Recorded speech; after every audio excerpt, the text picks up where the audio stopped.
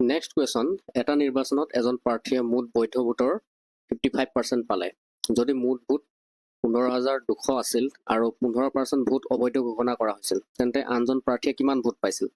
এতিয়া চাওক, 15% ভোট অবৈধ ঘোষণা কৰিলে। 15% যদি অবৈধ হৈ গ'ল, তেতিয়াহ'লে বৈধ ভোট কিমান হ'ব? ভেলিড ভোট কিমান হ'ব? 15%টো মাইনাছ কৰি দিয়ক 100ৰ পৰা, কিমান হ'ব? 85% ভেলিড ভোট আছে। ঠিক আছে, তেতিয়াহ'লে টোটেল ভেলিড ভোট কিমান হ'ব? টোটেল ভোট পাইছে, যদি মুঠ ভোট আছিল 15,200, তাৰমানে 15200 আছিল টোটেল ভোট। তাৰে ভিতৰত 15% হৈ গ'ল ইনভেলিড। তেতিয়াহ'লে ভেলিড কিমান হ'ব? ভেলিড হ'ব 85%। সেই 85%কে আমি লিখিম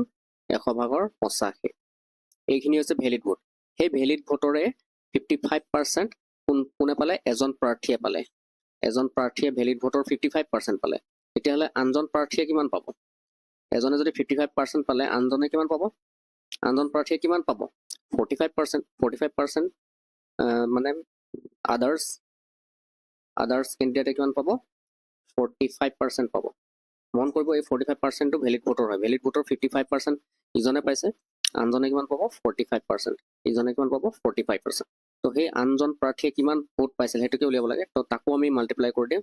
45% মানে 100/45। তেতিয়াহ'লে 00, এইটো 85 হয়, ভালকৈ লিখোঁ, 85 হয়। 00 কেঞ্চেল গ'ল। তাৰপিছত কি কৰিম আমি? 2ৰে কাটিম, 2 7 × 14, 2 6 × 12। আকৌ 2ৰে ইয়াক কাটিম, 2 50 × 100। এগেইন 2ৰে কাটিম, 2 3 × 6, 2 6 × 12, হয়নে? নহয় 38 হ'ব, 38। তাৰপিছত এইফালে 2ৰে কাটিম, 25 বাৰ যাব। এতিয়া আকৌ 5ৰে কাটিম, 5 5 × 25, 9 5 × 45। আকৌ 5ৰে কাটিম, 5 17 × 85। তাৰমানে কি থাকিল? আল্টিমেটলি 38, 17 আৰু 9 থাকিল। পূৰণ কৰক। 38 আৰু 17 পূৰণ কৰিলে কিমান হ'ব? 8 7 × 56, 6 কৰিলে 5, 8 × 8 5 13, 13 থাকিলে। এইফালে 3 7 51, 51 13 কিমান হ'ব? 50, 61, 64, 646 আৰু এইফালে 9, 646 আৰু 9 যদি পূৰণ কৰোঁ আমি, কিমান হ'ব? পূৰণ কৰি যাওঁ। 9 6 × 54, 4 5, 9 4 × 36, 5 41, 1 কৰিলে 4, 9 6 × 54, 4 কিমান হ'ব? 9 6 × 54, 60, 9 6 × 54, 4 58 হ'ব। 5814। অপশ্যন এ শুদ্ধ উত্তৰ, 5814। নেক্সট, যদি x-ৰ 8%, x-ৰ 8% মানে আমি তাক 8x লিখিম। কাৰ লগত সমান হয়? y-ৰ 8%, তাৰমানে 8y। y-ৰ 8% মানে 8y, তাৰ লগত সমান। এতিয়া আমি কটাকটি কৰিম। x-ৰ 8% ন, 8x, আৰু y-ৰ এইটো 4%। আছামিজ ভাৰ্চন চাওক, 4% অফ y, তাৰমানে y-ৰ 4% মানে 4y দেই, চৰি ভুল হ'ল, 4y। এতিয়া 4ৰে 8 কাটিম, 2 হ'ল। তাৰমানে ইয়াৰ পৰা কি ওলাইছে? আমি 2x = কিমান হৈছে? অনলি y আছে। এতিয়া 2ৰ লগত আমি 10 এটা পূৰণ কৰি দিম। 2ৰ লগত 10 পূৰণ কৰিলে এইফালেও 10 পূৰণ কৰিব লাগিব। 2 2 কিমান হ'ব? 20। 20x = কিমান হৈছে? এইফালে 10y, 10y হৈছে। 10 10 দুই চাইডে পূৰণ কৰিলে, এইফালে 10 পূৰণ কৰিলে, এইফালে 10 পূৰণ কৰিলে, তাৰমানে 20x = 10y। সেইটোৱে তাৰমানে x-ৰ 20% মানে 20x কিমান হ'ব? 10y। y-ৰ 10% মানে অপশ্যন এ শুদ্ধ উত্তৰ। নেক্সট, চেনিৰ মূল্য 20% বৃদ্ধি পালে। 20% বৃদ্ধি পালে মানে প্লাছ 20% বৃদ্ধি পালে। তেতিয়াহ'লে প্লাছ 25% মানে কিমান? 5/1। 20% মানে কি? 5/1। প্লাছ 25% মানে প্লাছ 5/1। ঠিক আছে, তেতিয়াহ'লে চেনিৰ ব্যৱহাৰ কিমান শতাংশ কম কৰিলে বাজেটৰ কোনো পৰিৱৰ্তন নহয়? গতিকে বাজেটৰ পৰিৱৰ্তন নহ'বলৈ হ'লে চেনিৰ কিমান শতাংশ কম কৰিব লাগিব? এফালে যদি 5/1 বৃদ্ধি পায়, সিফালে কিমান কমাব লাগিব? সেইটো কাৰণে প্লাছ, এফালে যদি প্লাছ থাকে সিফালে আমি মাইনাছ কৰিব লাগিব। তেতিয়াহ'লে 5 আৰু এইফালে প্লাছ চিন থকাৰ কাৰণে 5 আৰু 1 যোগ হ'ব। 5 1 কিমান হ'ব? 6। ঠিক আছে, 6। তাৰপিছত এই 5 আৰু 6ৰ মাজত গেপটো কিমান আছে? ডিফাৰেঞ্চটো কিমান আছে? 1 আছে। এতিয়া সেই 1টোক আমি ওপৰত লিখিম, তাৰমানে 1/6 কমি গ'ল। ঠিক আছে, -1/6 কমি গ'ল। আৰু 1/6ৰে ফ্ৰেকশ্যন ভেলুটো হৈছে 1/6ৰ ফ্ৰেকশ্যন ভেলুটো হৈছে 16 2/3%। আৰু এইটো মাইনাছ আছে যিহেতু, সেইকাৰণে মাইনাছ। তাৰমানে অৰ্থটো কি বুজিলে? কিমান শতাংশ কম কৰিব লাগিব? 16 2/3%। অপশ্যন বি শুদ্ধ উত্তৰ। নেক্সট, এজন ছাত্ৰই উত্তীৰ্ণ হ'বলৈ 40 নম্বৰ পাব লাগে। 40 নম্বৰ পাব লাগে পাছ হ'বলৈ। তেওঁ পালে কিমান? 178 নম্বৰ পাইছে, কিন্তু 22 নম্বৰৰ কাৰণে ফেইল হ'ল। তাৰমানে 178 আৰু 22 নম্বৰ পাব লাগিব। 178 আৰু 22 পালেহে সি পাছ কৰিব। তাৰমানে সি টোটেল 5 নম্বৰটো ওলাই যাব আমাৰ 5 মাৰ্ক। 5 মাৰ্ক কিমান হ'ব? 8 2 দশমিক গ'লে 7 9 দশমিক গ'ল বেলেগ 200। 5 মাৰ্ক কিমান হৈছে? 5 মাৰ্ক হৈছে 200। সেই 200টোৱে হৈছে উত্তীৰ্ণ হ'বলৈ মানে পাছ কৰাৰ পাৰ্চেণ্টেজটো। তাৰমানে 200টো হৈছে 40%ৰ ভেলু। 40 নম্বৰ পাব লাগে যে কৈছে 40% হৈছে 200ৰ ভেলু। আমাক লাগে 100%ৰ ভেলু। আমাক লাগে 100%ৰ ভেলু। মুঠ নম্বৰ বুলি কৈছে নহয়, মুঠ নম্বৰ মানে 100%ৰ ভেলু লাগে আমাক। সেইকাৰণে 100 পূৰণ কৰিলোঁ। 0 0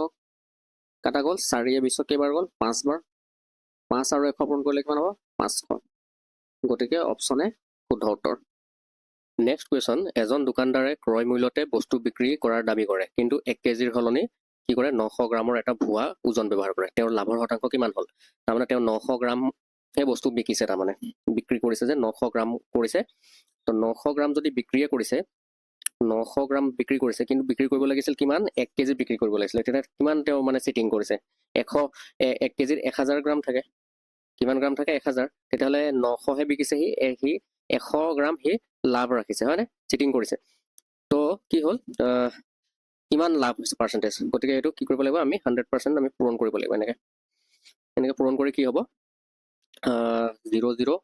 0 0 কেঞ্চেল গ'ল। 9 কিমান হ'ব? 100 ডিভাইড কৰোঁতে কি হ'ব? 9 100 যদি ডিভাইড কৰোঁ কি হ'ব? 11 1/9% ওলাব। আপোনালোকে কৰি চাব পাৰে। 9 যেতিয়া 100 ডিভাইড কৰিব, 9 এগুণ 9, 1 থাকিলে 10 হ'ল, আকৌ 9 এগুণ 9 হ'ল, আকৌ 1 থাকিলে এই পইণ্ট দিয়াৰ পিছত আকৌ 10 আহিব, আকৌ 9 এগুণ, মানে এইটো পইণ্টত যাব নালাগে, 1 এটা বাকী থাকিলে লাষ্টত। গতিকে 11 সমষ্টি, এইটো 11 সমষ্টি, বাকী 9 ভাগৰ কিমান থাকিল? 1 থাকিল। 9 ভাগৰ 1%। অপশ্যন বি শুদ্ধ উত্তৰ। নেক্সট, এটা বস্তু ক্ৰমে 10% আৰু 20%ৰ দুটা ক্ৰমিক ৰেহাইত বিক্ৰী কৰা হ'ল। ইয়াৰ সমতুল্য একক ৰেহাই কিমান হ'ব? 10% আৰু 20% দুটা ছাকচেছিভ ডিছকাউণ্ট দিলে। ছাকচেছিভ ডিছকাউণ্ট, তাত ফৰ্মুলা সেইটোৱে A plus B plus AB/100। এইটো ফৰ্মুলা মনত ৰাখিব। যিকোনো এনেকুৱা ধৰণৰ কুৱেশ্যনবিলাকত এইটো ফৰ্মুলা ইউজ হ'ব। এতিয়া এটাত দিলে 10, এটাত দিলে 20, আৰু AB/100 মানে 10 পূৰণ 20/100 কিমান হ'ব? 30। ডিছকাউণ্ট যিহেতু দিছে, এইটো মই মাইনাছ কৰিব লাগিছিল। 1 মিনিট, এইটো মাইনাছ চিন দিব লাগিব। ডিছকাউণ্ট যিহেতু হৈছে -10%, এইটো মাইনাছ। 1 মিনিট, পেনটো ডিষ্টাৰ্ব দিছে। AB/100 ইয়াত এইটো -10 আৰু ইয়াত -20। এতিয়া -30 হ'ল এইটো, আকৌ এইটো মাইনাছে ইয়াত প্লাছ হৈ গ'ল। ওপৰত এইটো মাইনাছ আৰু মাইনাছ প্লাছ হ'ব। 10 পিছং 200 হ'ব, আৰু তলত আছে 100। 100 200 কেইবাৰ যায়? দুবাৰ যায়। তাৰমানে -30 আৰু প্লাছটো কিমান হ'ব? -28। তাৰমানে 28% ৰেহাই হ'ব। টোটেল ৰেহাইটো হ'ব কিমান? -28%। তাৰমানে 28% ৰেহাই। অপশ্যন বি শুদ্ধ উত্তৰ। তাৰপিছত, এটা বস্তু 10% লাভত বিক্ৰী কৰা হ'ল। যদি ক্ৰয় মূল্য আৰু বিক্ৰী মূল্য দুইটাকে 100 টকাকৈ কম কৰা হয়, তেনেহ'লে লাভৰ হাৰ 4% বৃদ্ধি পায়। বস্তু আৰম্ভণিৰ ক্ৰয় মূল্য কিমান আছিল? যিহেতু 10% লাভত বিক্ৰী কৰা হৈছে বস্তুটো, এতিয়া বিক্ৰী এনেকৈ যদি এনেকুৱা ধৰণৰ কুৱেশ্যন যদি থাকে, ইয়াৰ শ্বৰ্ট ফৰ্মেট এটা আছে, চাই ল'ব। ক্ৰয় মূল্য আৰু বিক্ৰী মূল্য দুইটাৰে পৰা 100 টকাকৈ কমাই দিয়া হ'ল। তো 100 টকাকৈ কমাই দিওঁতে কিমান হৈছে? লাভৰ পাৰ্চেণ্ট কিমান বৃদ্ধি পাইছে? 4% বৃদ্ধি পাইছে। তাৰমানে টোটেল আগতে 10% লাভ হৈছিল, এতিয়া কিমান পাৰ্চেণ্ট লাভ হৈছে? 4%। তাৰমানে নিউ ভেলুটো হৈ গৈছে, নতুন মানে প্ৰফিট কিমান হৈছে? নিউ প্ৰফিট হৈছে 14%। 14%। তো আগৰ আৰু আমাৰ এই কেছটোত যেতিয়া 100 টকা কম কৰা হৈছিল, 100 টকা যেতিয়া দুইটাৰ পৰা ক্ৰয় মূল্য আৰু বিক্ৰী মূল্যৰ যেতিয়া দুইটাৰ পৰা 100 টকাকৈ কম কৰা হৈছিল, তেতিয়া কিমান বৃদ্ধি পাইছিল? লাভৰ 4% বৃদ্ধি পাইছিল। সেই 4%ৰে ডিভাইড কৰি আমি এই 100ৰে পূৰণ কৰিব লাগিব। 100 টকা যিহেতু কম কৰা হৈছিল, ইয়াত যদি 200 টকা কম কৰা হৈছিল, তেতিয়াহ'লে আমি 200 পূৰণ কৰিবলগীয়া হ'লহেঁতেন। তো আমি 100 টকা পূৰণ কৰিব লাগিব। এতিয়া এই ফৰ্মেটটোত কৰিলে কি হয়? আমি বস্তুটোৰ আৰম্ভণিৰ ক্ৰয় মূল্যটো আমি পাম। আৰম্ভণিৰ ক্ৰয় মূল্য এনেকৈ ওলায়। 4য়ে 100 ডিভাইড যাব 25 বাৰ। 25 আৰু 14 আৰু 25 পূৰণ কৰিলে যি হ'ব সেইটোৱে হ'ব এনচাৰ। আপোনালোকে কৰি চাব পাৰে এইটো, ঠিক আছে। তাৰমানে প্ৰথমতে 10% লাভত বিক্ৰী কৰা হ'ল প্ৰথমতে কি আছিলে 100 টকা যদি ধৰি লওঁ তাৰমানে আমি 110 টকাত বিক্ৰী কৰিছিলে বস্তুটো ঠিক আছে তাৰপিছত আকৌ কি হৈছে 4% লাভ বৃদ্ধি পাইছে যেতিয়া 100 টকাকৈ কম কৰা হয় সেকেন্ড কেছত কি হয় 100 টকাকৈ মানে 114 টকা হৈ গ'ল মানে বস্তুটোৰ দাম তো এইটো এটা কনসেপ্ট আছে ইয়াত বেসিক এই কনসেপ্টটো ৰেশিও সিস্টেমত কৰি যাব লাগিব ৰেশিও সিস্টেমত কৰি গলে অকমান দীঘল হৈ যায় তো ডাইৰেক্ট শৰ্ট ফৰ্মুলা হৈছে এইটো এই নিউ প্ৰফিটটো আসলে কিমান নিউ প্ৰফিটটো হৈছে 14% আৰু আগৰ যেটো বৃদ্ধি পাইছিল টোটেল নিউ প্ৰফিটটো মানে এইটো 14% বৃদ্ধি পাইছিল আৰু যেটো লাভৰ হাৰ বৃদ্ধি পাইছিল যেতিয়া 100 টকা কমাই দিয়া হৈছিল তেতিয়া হেতু 4% টো যেটো বৃদ্ধি পাইছিল সেই 4 ৰে ডিভাইড কৰিব লাগিব কাক ডিভাইড কৰিব লাগিব 100 ইনটু কৰি ডিভাইড কৰিব লাগিব যেটো 100 টকা কম কৰা আছিল যদি 200 টকা কম কৰা হয় ইয়াত 200 লিখিব লাগিব আমি তেনেকা কথা তাৰমানে তো এই ফৰ্মুলাটো আপোনালোকে মনত ৰাখি যাব এনেকুৱা ধৰণৰ এইটো প্যাটাৰ্ণত যদি কোৱেশ্চন পায় এইটো ফৰ্মুলাত কৰিব আপোনালোকে নেক্সট পাঁচটা বস্তু ক্ৰয় কৰি চাৰিটা বস্তু বিক্ৰী কৰিলে লাভ বা লোকসানৰ শতাংশ কিমান হ'ব if the cost price of 5 articles is equal to the selling price of 4 articles তাৰমানে পাঁচটা বস্তুৰ selling price 5 SP is equal to 4 CP তেতিয়াহ'লে চাৰিটা বস্তুৰ বিক্ৰী দামৰ লগত সমান হয় তেতিয়াহ'লে ইয়াৰ পৰা কি পাম CP by SP কিমান হ'ব 5/4 হ'বনে একচুয়ালি এটো মই প্যাটাৰ্ণটো ভুল কৰিলো এত নাছিল পাঁচটা বস্তুৰ ক্ৰয় তাৰমানে 5 CP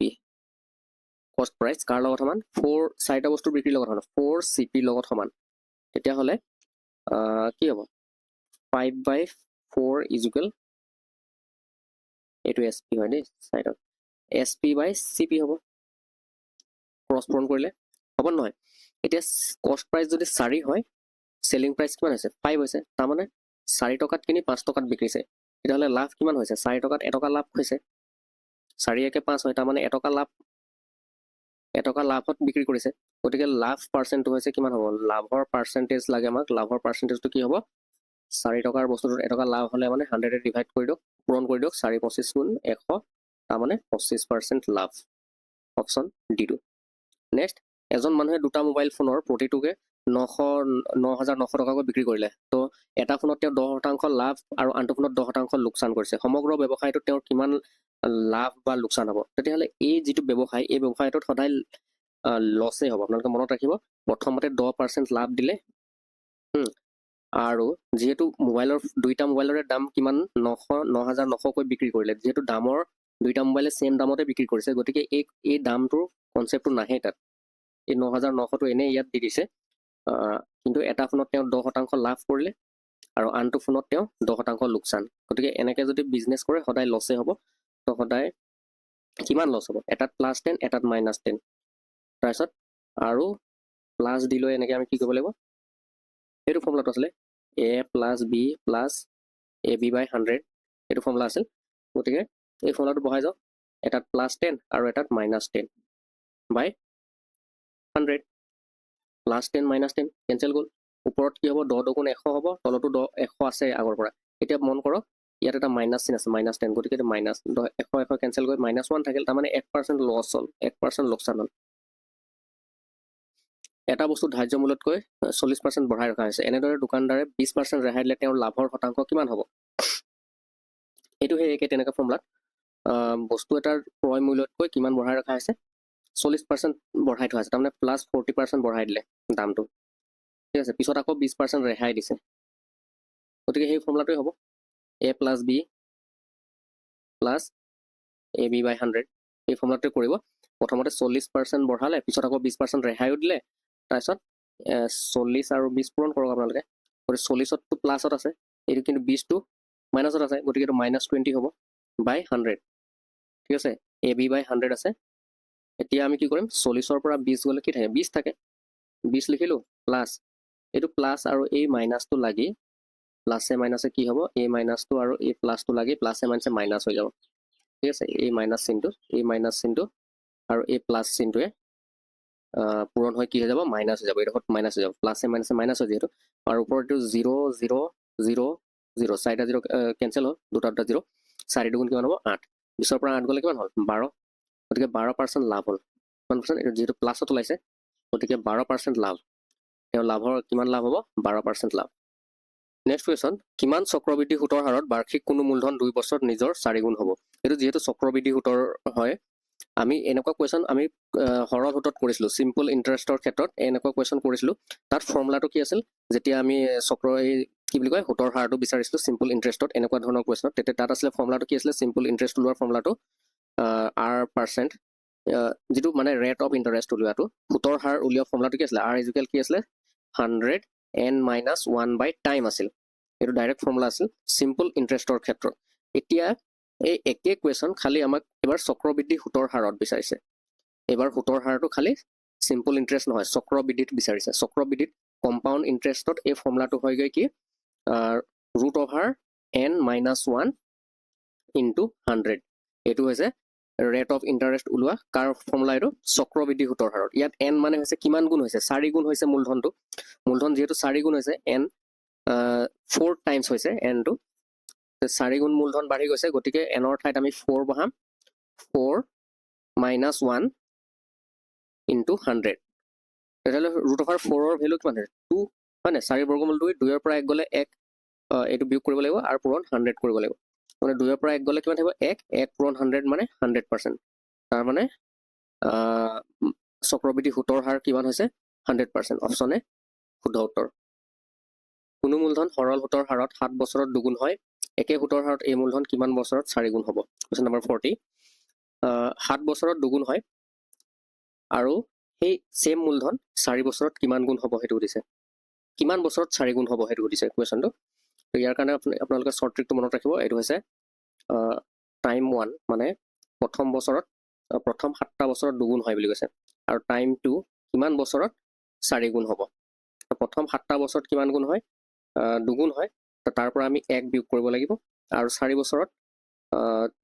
নেক্সট কিমান বছৰত মানে 4 গুণ হ'ব, তো 4ৰ পৰা 1 বিয়োগ কৰিব লাগিব। গতিকে আমি ইয়াত এই টাইম 1ত আমি কি লিখিম 7 লিখিম, আৰু টাইম 2ত কিমান হ'ব সেইটো আমি নাজানো, টাইম 2 লিখিম। এতিয়া আমি টাইম 2টো উলিয়াব লাগে, কিমান বছৰত মানে এইটো 4 গুণ হ'ব মূলধনটো। ফৰ্মুলাটো সেইটোৱে।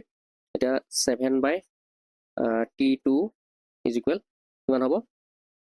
1/3। এতিয়া যদি ক্ৰছ পূৰণ কৰোঁ 7 × 3 কিমান হ'ব 21 হ'ব। তাৰমানে টাইম 2টো কিমান ওলাব 21 ওলাব, মানে 21 বছৰ লাগি যাব সেই মূলধনটো 4 গুণ হ'বলৈ। নেক্সট, 5% বাৰ্ষিক সুতৰ হাৰত 2 বছৰৰ বাবে কোনো এটা মূলধনৰ চক্ৰবৃদ্ধি সুত আৰু সৰল সুতৰ পাৰ্থক্য কিমান? পাৰ্থক্য দিয়া আছে 25 টকা। মূলধনৰ পৰিমাণ কিমান হ'ব? তো পাৰ্থক্য ওলোৱাৰ ফৰ্মুলা চক্ৰবৃদ্ধি সুত আৰু সৰল সুতৰ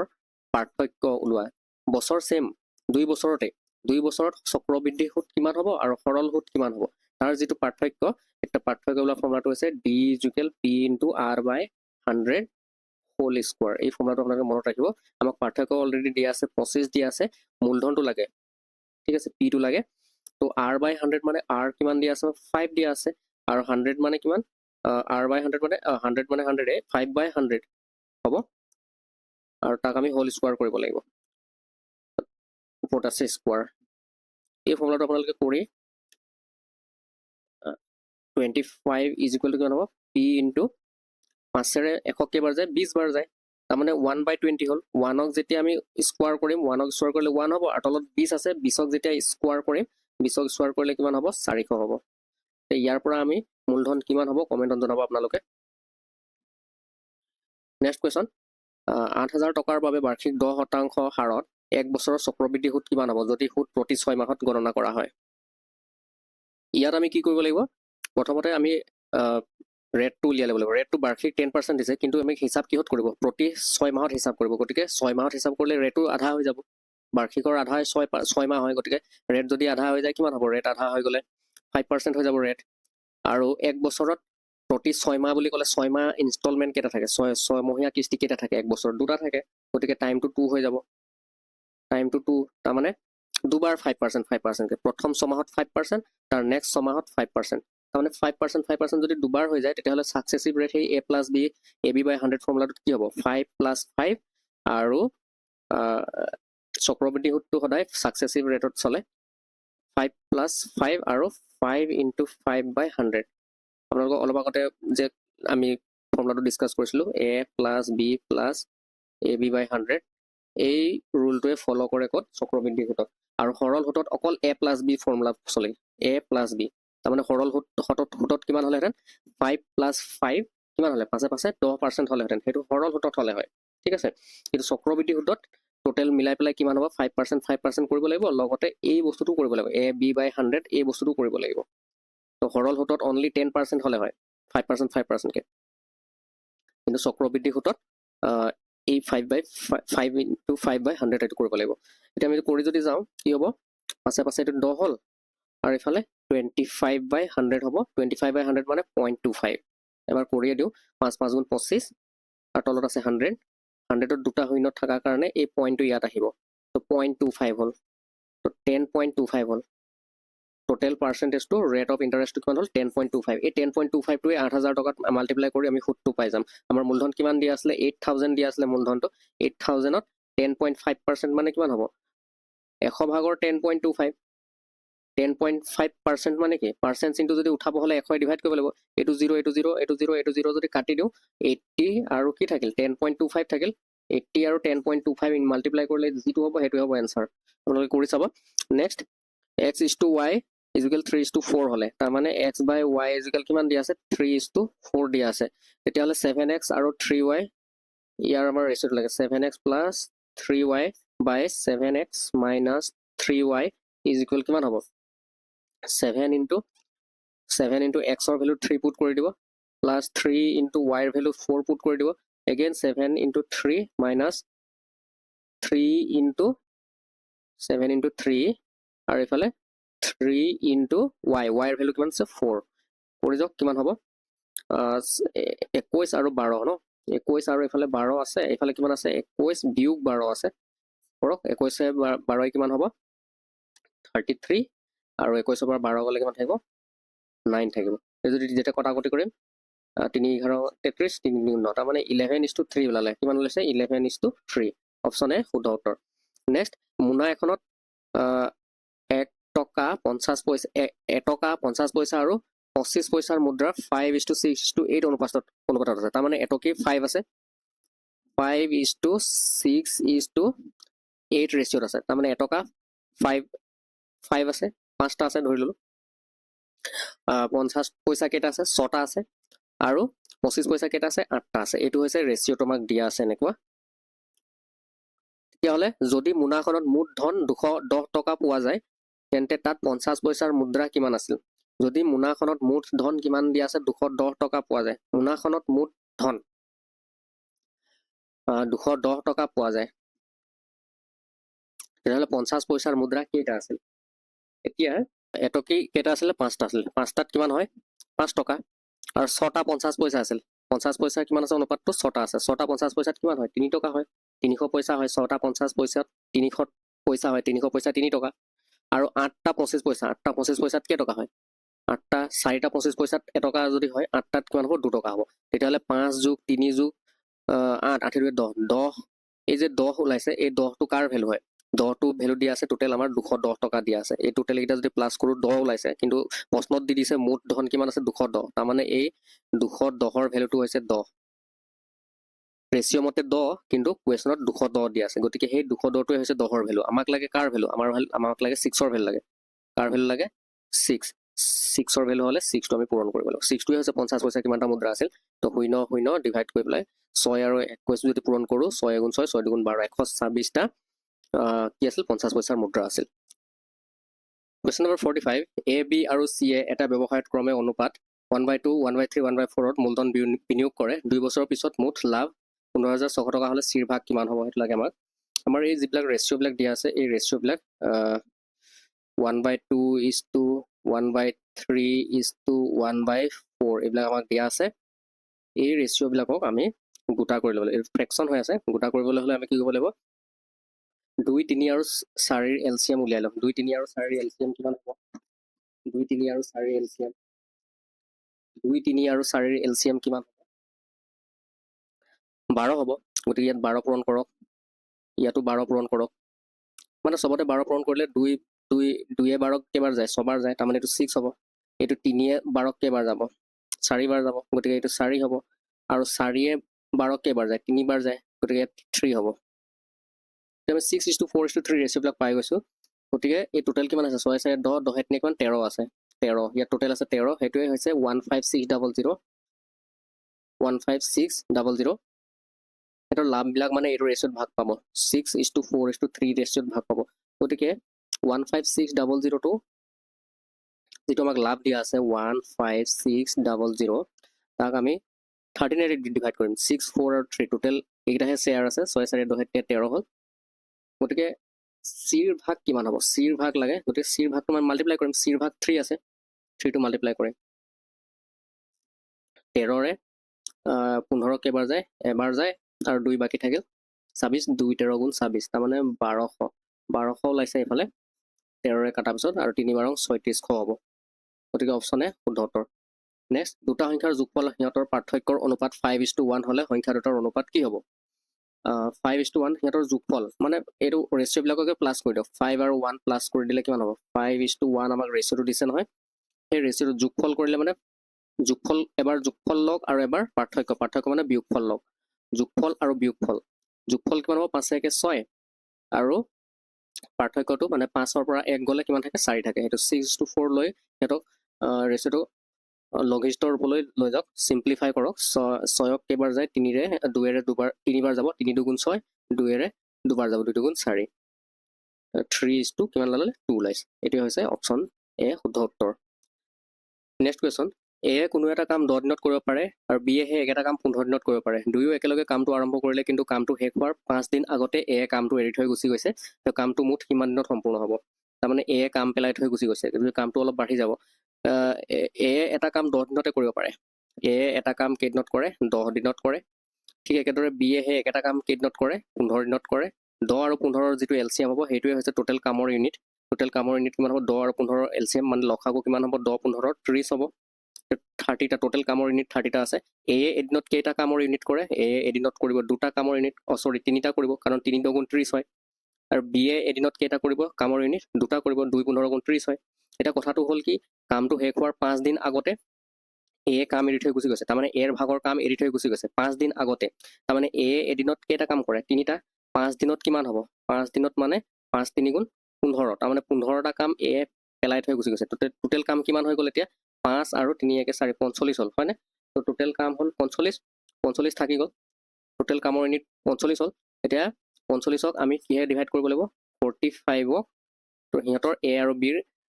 যেটো টোটাল এফিচিয়েন্সি কিমান আছে 3 আৰু 2 কিমান হয় 3 2 5 5 ডিভাইড কৰি দিয়ক 5 45 কিমান যায় 9 বাৰ যায় তাৰ মানে 9 দিন মুঠ 9 দিনত কামটো সম্পূৰ্ণ হ'ব অপচন এ বি শুদ্ধ উত্তৰ নেক্সট কোৱেশ্চন 12 জন মানুহে দৈনিক 8 ঘণ্টা কাম কৰি এটা কাম 10 দিনত শেষ কৰিব পাৰে 12 জন মানুহে 10 দিনত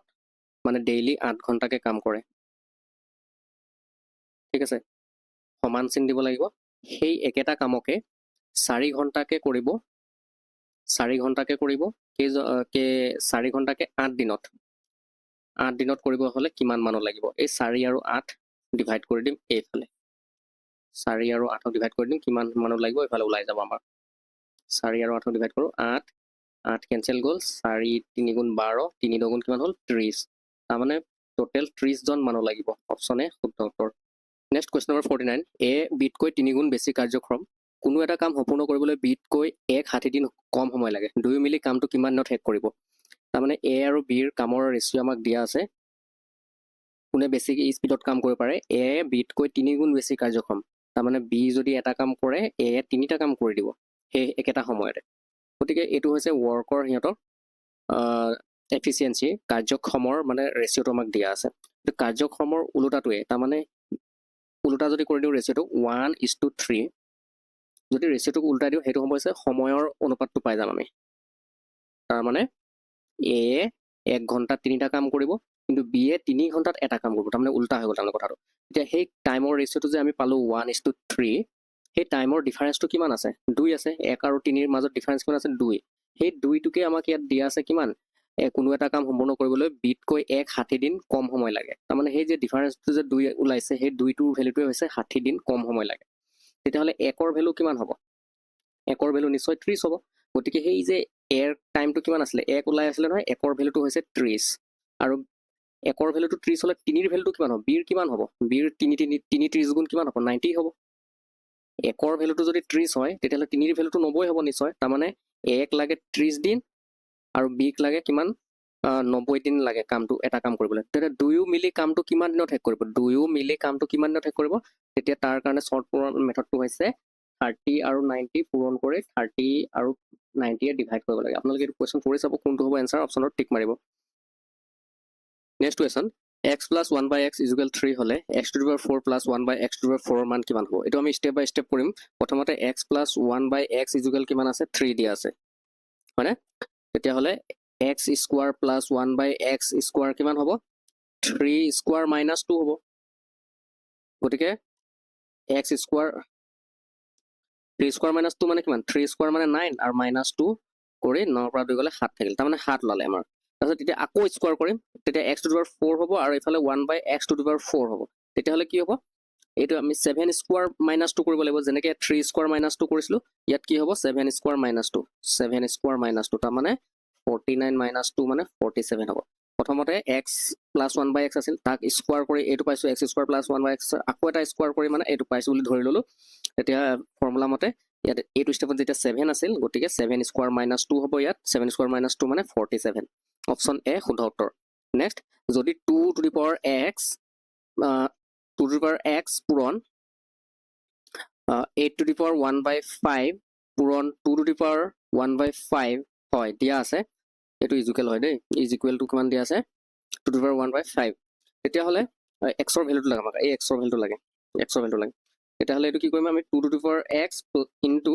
এই 8ক আমি 2 কিউব বুলি লিখিব পাৰে 8ক কি লিখিব পাৰে 2 কিউব বুলি লিখিব পাৰে 8ক 2 3টা পূৰণ কৰিলে 8 হয় তাৰমানে তাৰ ওপৰত আছে আকৌ 1 by 5 এটা আছে is equal to 2 to the power 1 by 5 implies এতিয়া এই 2 সেম আছে সেম যদি থাকে বেস ভূমি বিলাক যদি সেম হলে তেতিয়া হলে পাৱাৰ বিলাক পূৰণ হয় ইয়াতে পাৱাৰ বিলাক সৰি যোগ হ'ব তেতিয়া হলে ইয়াত কি আছে দুইটো এবাৰে লিখি আমি তলৰ দুইটো এবাৰে লিখি ওপৰত এই পাৱাৰ বিলাক যোগ কৰি দিও x আছে প্লাস ইয়াত পাৱাৰটো কি আছে 3 আৰু 1 by 5 3 1 by 5 মানে 3 by 5 দেই হেতু পূৰণ হৈ যাব ওপৰত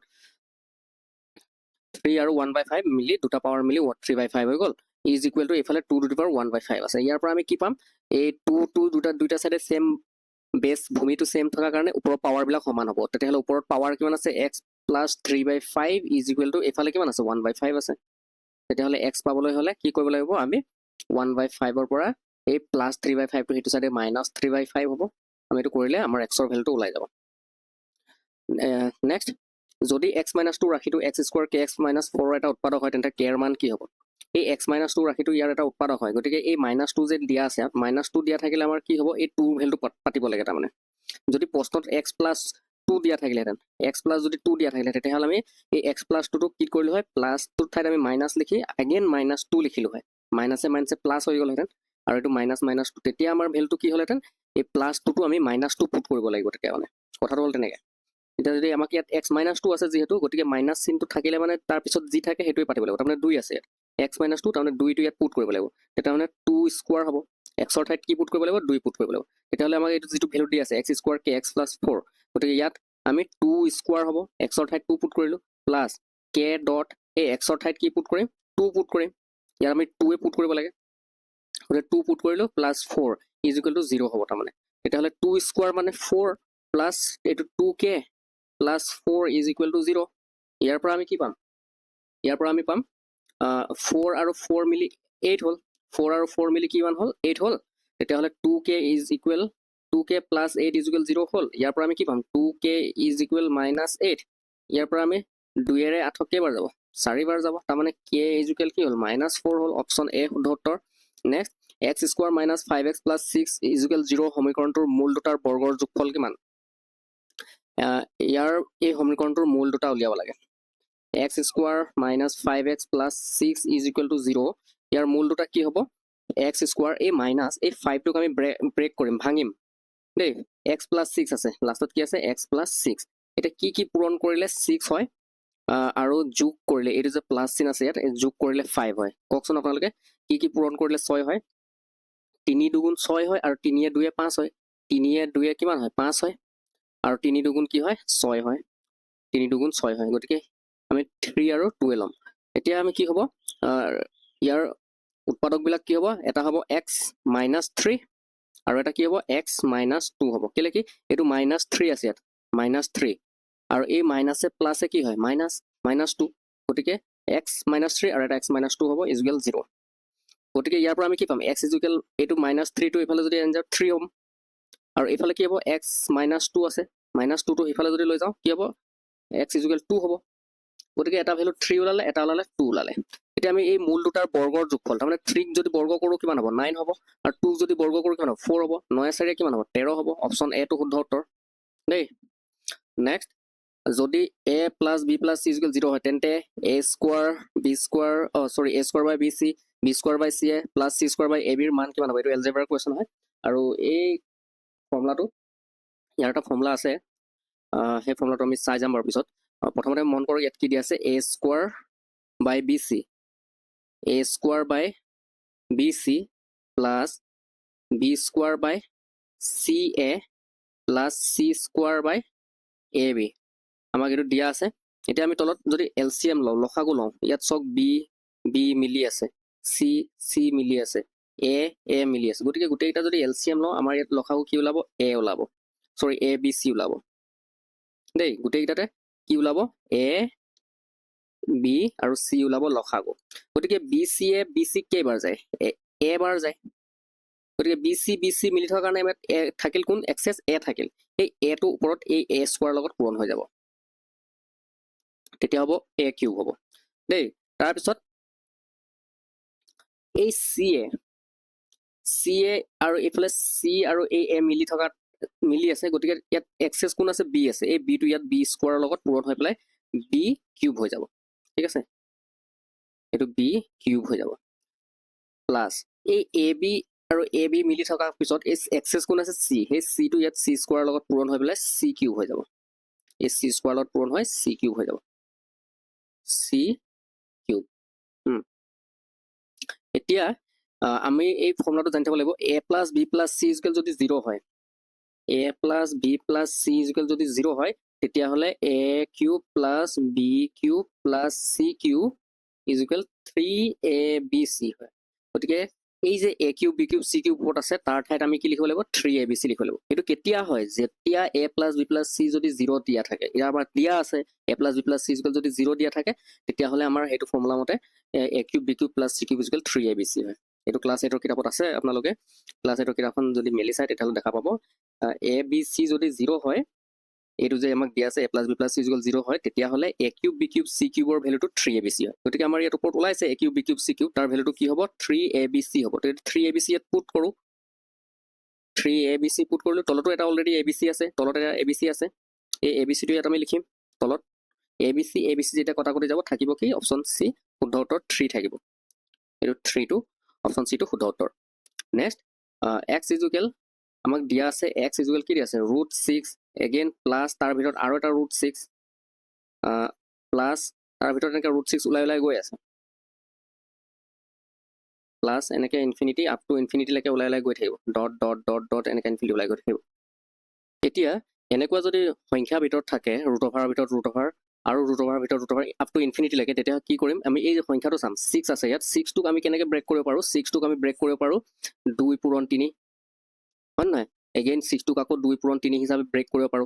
প্লাস আকৌ 6 টোক 2 পূৰণ 3 হিচাপে ব্ৰেক কৰিব পাৰো প্লাস এনেকৈ dot dot up to infinity লৈকে ওলাই গৈ থাকিব এতিয়া আমি এনেকাকে ব্ৰেক কৰিলো তাতে 2 আৰু 3 পূৰণ কৰিলে 6 হয় ঠিক আছে আৰু হিহঁতৰ ডিফাৰেন্সটো কি হয় ডিফাৰেন্সটো এক আছে 2 আৰু 3 ৰ মাজত ডিফাৰেন্স কি হয় এক আছে 2 আৰু 3 ৰ মাজত ডিফাৰেন্স মানে হিহঁতৰ মাজত ডিফাৰেন্সটো এক আছে ডিফাৰেন্স যদি সেম হয় এনেকুৱা যদি এনেকুৱা এটা কনজিকিউটিভ নাম্বাৰ মানে কি বুলি কম আমি এটো কি বুলি ক'ব লাগিব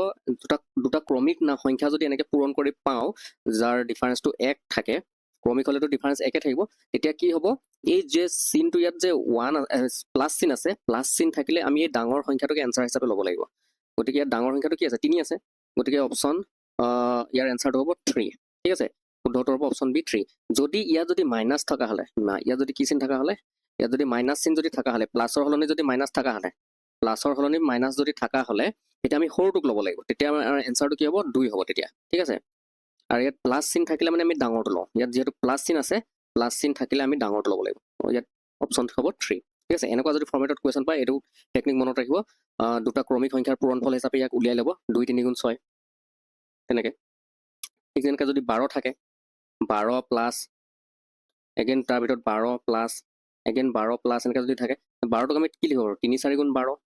হয় নাই গতিকে ইয়াৰ এনচাৰটো কি হৈ যাব ইয়াৰ এনচাৰটো হ'ব ডাঙৰটো 4 ইয়াৰ এনচাৰটো হ'ব 4 তেনেকৈ কথা তাৰমানে ঠিক আছে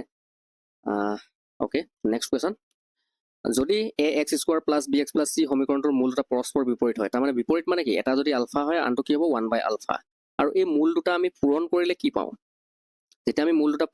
পৰস্পৰ বিপৰীত হয় তেন্তে তলৰ কোনটো চৰ্ত হয়তো হ'ব এতিয়া আমি মূল দুটা ধৰি ল'লো পৰস্পৰ বিপৰীত বুলি কৈছে যে ইয়াত মূল দুটা পৰস্পৰ বিপৰীত বুলি কৈছে গতিকে এটা আলফা আৰু এটা আমি 1/α বুলি লিখিলো বিপৰীত মানে সেইটোৱে ৰেচিপ্ৰকেল বুলি কৈছে যে শব্দটো ৰেচিপ্ৰকেল মানে অনুন্যক পৰস্পৰ বিপৰীত মানে অনুন্যক নিশ্চয় পাইছে আপোনালোকে ক্লাছ 8ত অনুন্যক তো অনুন্যক বা পৰস্পৰ বিপৰীত মানে একেটা কথা গতিকে ৰেচিপ্ৰকেল মানে কি এটা যদি আলফা হয় আনটো মূল কি হ'ব 1/α হ'ব আৰু আমি জানো যে দ্বিঘাত সমীকৰণৰ ক্ষেত্ৰত কি হয়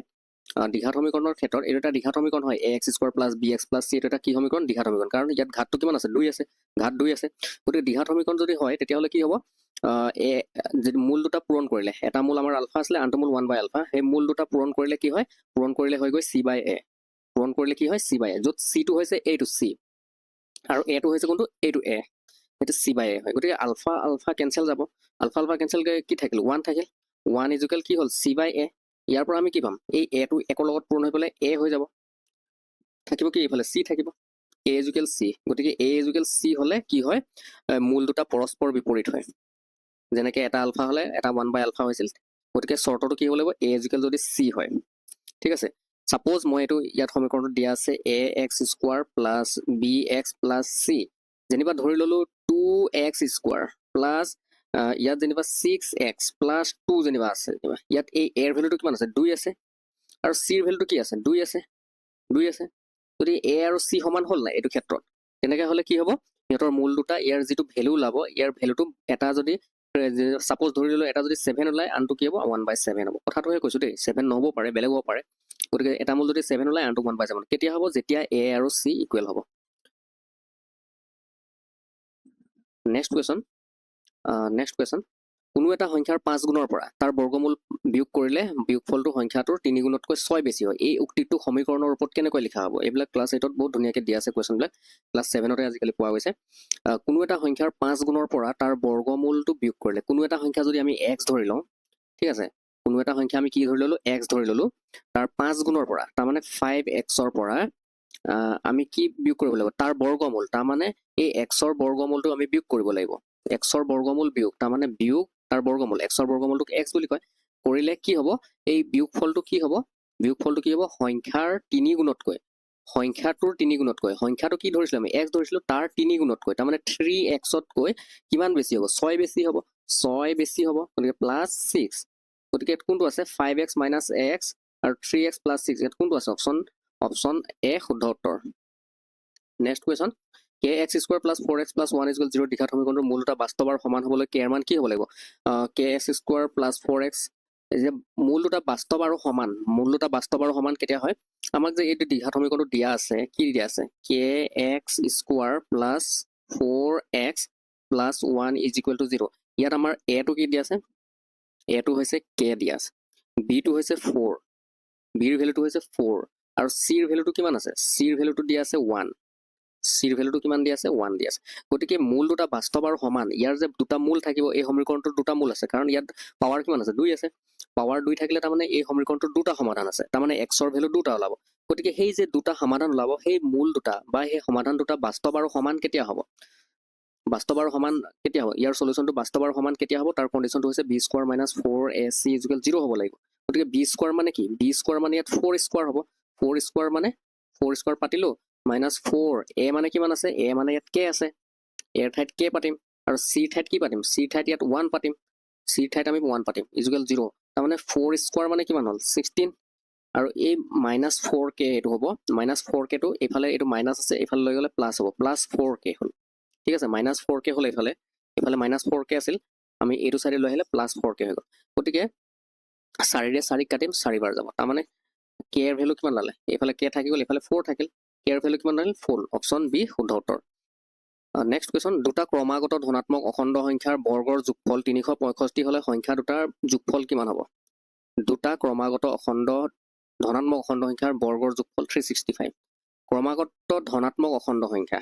two consecutive positive integers তাৰমানে এটা যদি x হয় সেইটো কি হ'ব x + 1 হ'ব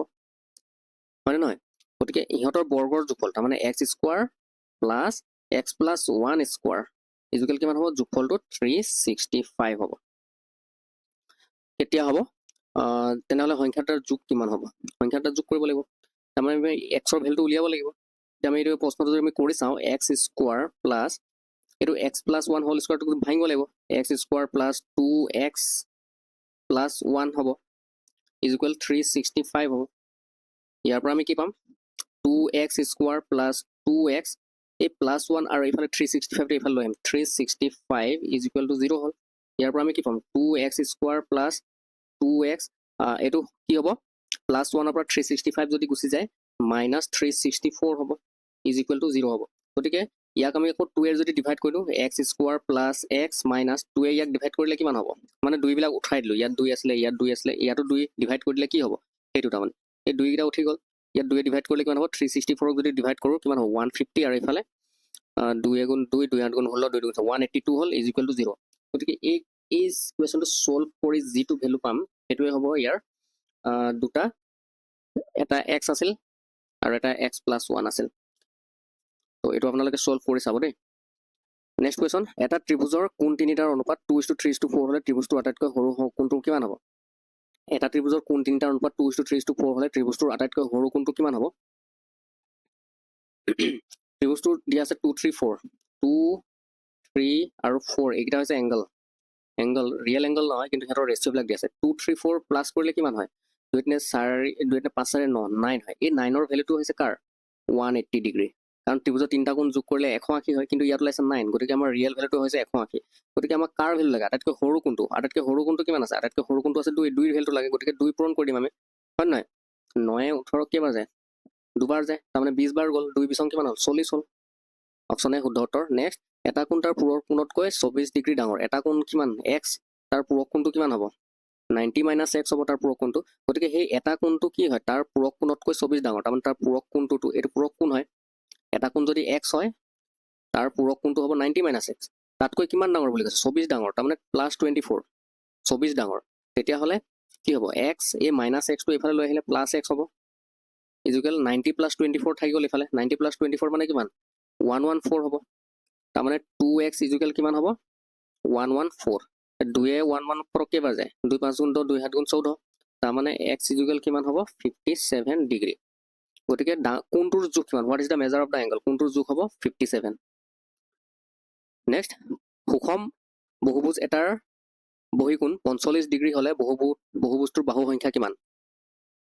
এতিয়া সুষম বহুভুজ এটাৰ বহিকোণবিলাক টোটেল বহিকোণ কিমান থাকে 360 ডিগ্ৰী থাকে 360 ডিগ্ৰী থাকে টোটেল বহিকোণটো কিমান থাকে 360 ডিগ্ৰী তাৰে এটাৰ বহিকোণ কিমান দিয়া আছে 45 দিয়া আছে 45 এ ডিভাইড কৰি দিওঁ 45 এ যদি ডিভাইড কৰি দিওঁ কিমান ল'ব 360 45 এ ডিভাইড কৰিলে কিমান ল'ব কৰি চাব আপোনালোকে আৰু যিটো ওলাব সেইটোৱে হ'ব তাৰ বাহু সংখ্যা গতিকে বাহু সংখ্যা কিমান হ'ব 360 45 এ ডিভাইড কৰি চাব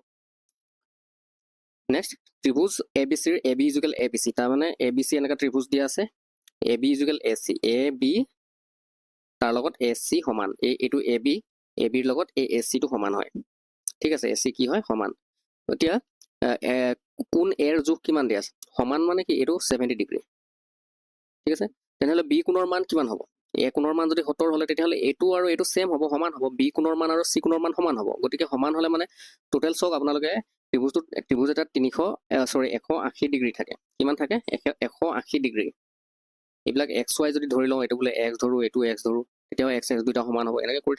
থাকিব নালাগে আপোনালোকে মন কৰক যে ত্ৰিভুজ এটাৰ তিনিটা কোণ যোগ কৰিলে কিমান হয় 180 ডিগ্ৰী হয় ই যদি অকলে যদি 70 ডিগ্ৰী লৈছে বাকি দুটাই কিমান ল'ব বাকি দুটাই 110 ডিগ্ৰী লৈছে বাকি দুটাই কিমান ডিগ্ৰী লৈছে 110 70 আৰু 110 180 হয় তেনেহ'লে 110ক আৰু দুভাগ কৰি দিয়ক তেতিয়া ই কিমান হ'ব 55 হ'ব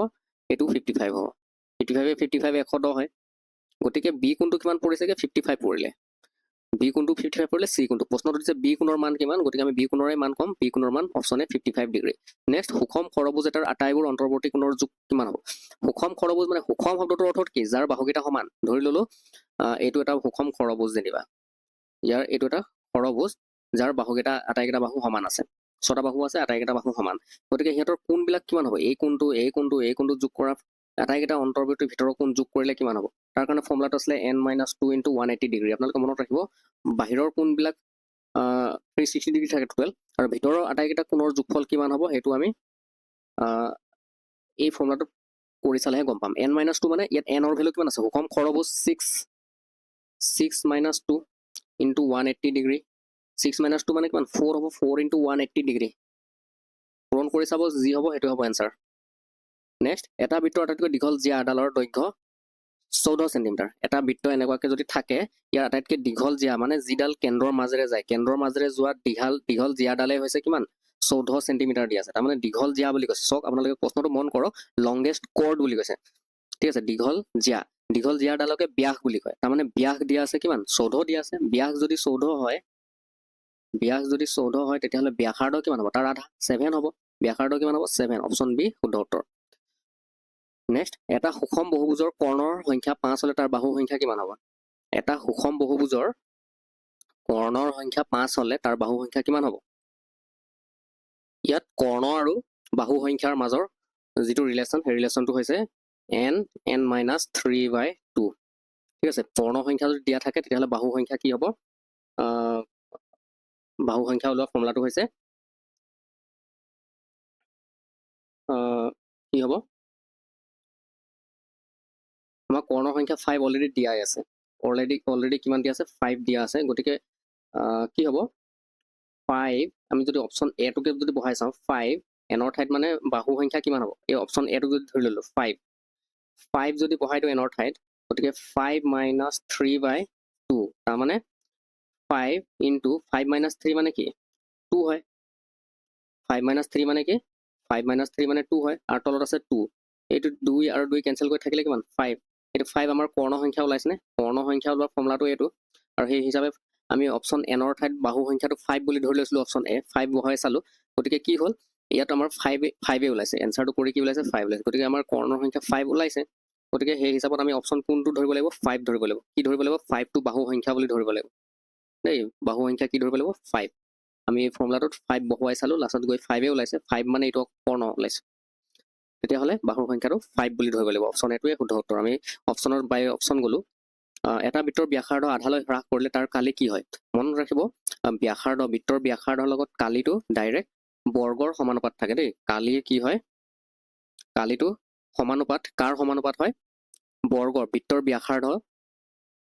ব্যাসাৰ্ধৰ বৰ্গৰ হয় তাৰমানে বৃত্তৰ ব্যাসাৰ্ধ মানে কি r ৰ স্কোৱাৰৰ হেৰি হয় মানে প্ৰপৰচন হয় তাৰমানে এটা r কিমান কমাইছে ব্যাসাৰ্ধৰ আধা কৰিছে rটো কি কৰিলে আধা কৰিলে তাৰমানে 1/2 কৰি দিলে গতিকে এই rটোক যদি 1/2 কমাই দিছে তেতিয়াহ'লে r স্কোৱাৰ মানে কিমান হ'ব r স্কোৱাৰটো সেই কালি কিমান কমিলে বাঢ়িলে ওলাই যাব r স্কোৱাৰ মানে কিমান হ'ব 1/2 স্কোৱাৰ কৰিলে কিমান হ'ব 1/4 হ'ব গতিকে কালিও 1/4 কমি যায় তাৰমানে অপচন বি শুদ্ধ উত্তৰ 1/4 ঠিক আছে এটা আয়তক্ষেত্ৰৰ দিশ 20% বৃদ্ধি তাৰমানে +20% বৃদ্ধি কৰা হ'ল আৰু +10% হ্ৰাস কৰা হ'ল ঠিক আছে আমি ইয়াৰ আগৰ প্ৰশ্নটো এইটো যে এই কুৱেশ্যনটো আপোনালোকে এনেকৈ নকৰি এনেকৈও কৰিব পাৰিব আপোনালোকে যদি এই ফৰ্মুলাটো যদি মনত আছিলে আপোনালোকৰ a + b + ab/100 এই ফৰ্মুলাটো যদি মনত আছিল তেতিয়াহ'লে পাৰ্চেণ্টেজৰ থ্ৰুদি এইটো কৰিব পাৰিব কাৰণ বৃত্তৰ আধালৈ হ্ৰাস কৰিলে মানে কি -50% 50% মানে আধা নহয় জানো 50% কমাই দিলে গতিকে কমোৱাৰ কাৰণে মাইনাছ ধৰিছোঁ আকৌ বিৰ ঠাইতো আমি -50 পাতিম প্লাছ -50 ইয়াত ওপৰত পূৰণ হ'ব এ বি আছে যে -50 আৰু এইফালে -50 পূৰণ হ'ব আৰু তলত আছে 100ৰ এই 0 কেনচেল গ'ল থাকিলে কি তেতিয়াহ'লে -50 মানে -100 হ'ল হয় নাই মাইনাছ কিমান হ'ব 50 100 হ'ল প্লাছ এইফালে কিমান হ'ব 5 গুণ কিমান হ'ব 5 গুণ 25 হ'ব হয় নহয় 5 গুণ যদি 25 হয় 25 হ'ব তাৰমানে মাইনাছে প্লাছ হৈ গ'ল 25 হ'ল গতিকে 100 পৰা 25 মানে -75 মানে কি 75% কমি গ'ল 75% মানে কি 4/3 কমি গ'ল 4/3 কিমান কমি গ'ল 3 কমি গ'ল 4/3 যদি 3 যদি কমি যায় থাকিল কিন্তু 4/1 থাকিল গতিকে আৰম্ভণিৰ কালিৰ কিমান অংশ থাকিল এতিয়া 4/1 অংশ থাকিল ঠিক আছে অপচন সেই তেনেকৈও আমি পাৰ্চেণ্টেজৰ সহায়ত কৰিব পাৰোঁ 1/4 থাকি গ'ল তাৰমানে ঠিক আছে এতিয়া এই ফৰ্মুলাটো সেই তেনেকৈ কৰিম এটা আয়তক্ষেত্ৰৰ দিশ 20% বৃদ্ধি আৰু 10% হ্ৰাস কৰা হ'ল তাৰমানে 10% হ্ৰাস মানে এইটো -10% কৰা হ'ল ঠিক আছে -10% কৰা হ'ল এতিয়া এই +20 -10 প্লাছ আকৌ ইয়াত 20 লিখিম পূৰণ এফালে -10 আছে নে -10টো এনেকৈ লিখি তলত আমি 100 ডিভাইড কৰিম এতিয়া এইটো 0 কেনচেল গ'ল এইটো 0 কেনচেল গ'ল এতিয়া 20ৰ পৰা 10 গ'লে কিমান থাকিলে 10 থাকিল প্লাছ এই 2 এগুণ কিমান হ'ল ইয়াত 1 এটা আছে নহয় 2 এগুণ কিমান হ'ল 2 হ'ল কিন্তু ইয়াত প্লাছ আছে ইয়াত আকৌ মাইনাছ আছে প্লাছে মাইনাছে কি হ'ব মাইনাছ হ'ব এইটো চিনটো মাইনাছ হ'ব তাৰমানে 8% কি হ'ল প্লাছত ওলাইছে এনচাৰটো 8% বৃদ্ধি পাব তাৰমানে অপশ্যন বি শুদ্ধ উত্তৰ নেক্সট এডাল তাৰ বৰ্গক্ষেত্ৰ আকাৰে বাক খোৱালে ই 121 বৰ্গ চেণ্টিমিটাৰ কালি আৱৰি ধৰে ঠিক আছে যদি একেডাল তাৰকে এটা বৃত্তৰ আকাৰত বাক খোৱা হয় তেনেহ'লে বৃত্তটোৰ কালি কিমান হ'ব তাৰমানে এটা বৰ্গক্ষেত্ৰৰ এডাল তাৰ যদি এডাল তাৰ যেতিয়া বৰ্গক্ষেত্ৰত হেৰি কৰে তেতিয়াহ'লে তাৰ কালিটো কিমান হৈ যায় 121 হৈ যায় 121 হ'লে সেই বৰ্গটোৰ চাৰিওফালে কিমান হ'ব 11 পৰিছে হয় নহয় 11 গুণহে 121 হ'ব তেতিয়াহ'লে বৰ্গটোৰ 11 পৰিল যদি একেডাল তাৰকে এটা বৃত্তৰ আকাৰত বাক খোৱা হয় 11 হ'লে মানে ইফালেও 11 ইফালেও 11 হ'ব হয় নহয় যেতিয়া 121 হ'লে 11 পূৰণ কৰিলে 121 হয় তেতিয়াহ'লে বাহুবিলাক 11কে পৰিছে তেতিয়া বাহুবিলাক 11কে পৰিলে গোটেই বাহুটো এই তাঁৰডাল কিমান দীঘল আছিল তেতিয়াহ'লে 44 আছিল তাঁৰডাল কিমান আছিল 44 আছিল 11.5 44 হয় তাৰমানে তাঁৰডালৰ লেংথ তাঁৰৰ দৈৰ্ঘ্য কিমান হ'ব 44 চেণ্টিমিটাৰ তেতিয়াহ'লে সেই একেডাল তাৰকে এটা বৃত্তত বাক খোৱা হৈছে বৃত্তত মানে এনেকুৱা বৃত্ত বনাই দিলে সেই একেডাল তাৰকে ই প্ৰথমতে বৰ্গ বনাইছিলে এতিয়া কি বনাইছে এতিয়া বৃত্ত বনাইছে যদি বৃত্ত বনাই দিয়ে তেতিয়াহ'লে এই যে দূৰে দূৰে এই যে বাহিৰৰ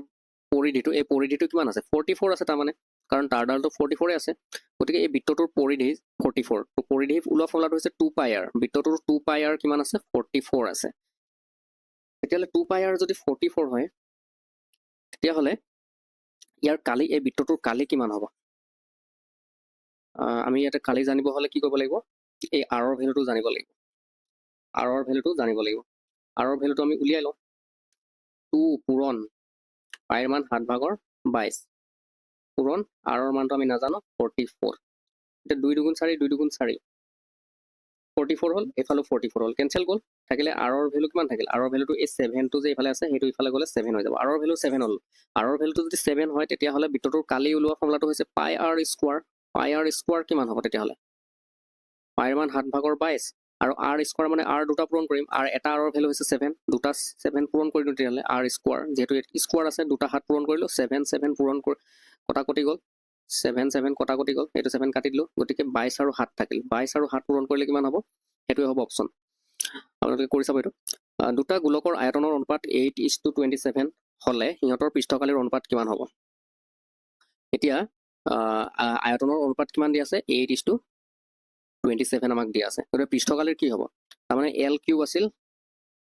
L কিউব হৈছে আয়তনৰ অনুপাত তেতিয়াহ'লে পৃষ্ঠকালিৰ অনুপাত কি হ'ব L কিউব যদি 8:27 তেতিয়াহ'লে L কিমান হ'ব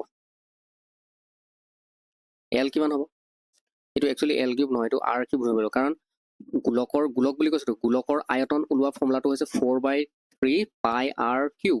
ঠিক আছে 4/3 πr কিউব এইটো হয় তো সেইটো আয়তনৰ ফৰ্মুলাটোহে ইয়াত দিয়া আছে 8:27 গতিকে এই 4/3 πr কিউব এইটো গোলকৰ ফৰ্মুলাটো এইটো সুধিছিল আগৰ DLED প্ৰি-এণ্ট্ৰি টেষ্টৰ আগৰ 2017 নে 19ত সুধিছিল এইটো 4/3 πr কিউব হয় গোলকৰ আয়তনৰ ফৰ্মুলাটো কি গতিকে 4/3 πr কিউব ইয়াত 4/3 কনষ্টেণ্ট হয় পাইটো কনষ্টেণ্ট হয় গতিকে এইবিলাক ভেলু আমাক দৰকাৰ নাই গতিকে আমাক দৰকাৰ হৈছে কি r কিউবটোক আমাক দিয়া আছে